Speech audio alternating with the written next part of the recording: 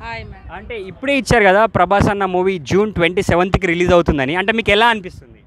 చాలా హ్యాపీగా ఉంది. ఎప్పుడెప్పుడు వస్తుందని ఎదురు చూస్తున్నాము.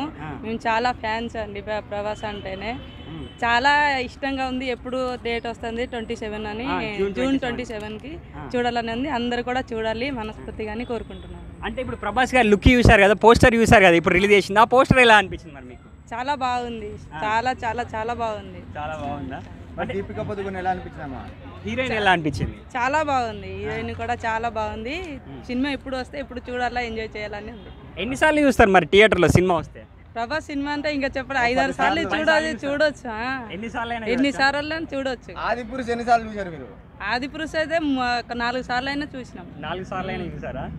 అంటే ఎందుకు మరి మీకు ప్రభాస్ అంటే ఇష్టం మరి? అంటే ఫ్యాన్ ప్రభాస్ అంటే చాలా ఇష్టం. అదే దేనికోసం, ఎందుకంటే ప్రభాస్ అంటే ఇష్టం? ఇది మన చిన్నప్పటి నుంచే ప్రభాస్ అంటే పాటలు కానీ, డ్యాన్స్ కానీ, యాక్టింగ్ కానీ అన్నీ బాగుంటుంది. ఆయనది చూడాలని ఉంది. ఓకే అండి, థ్యాంక్ యూ సో మచ్.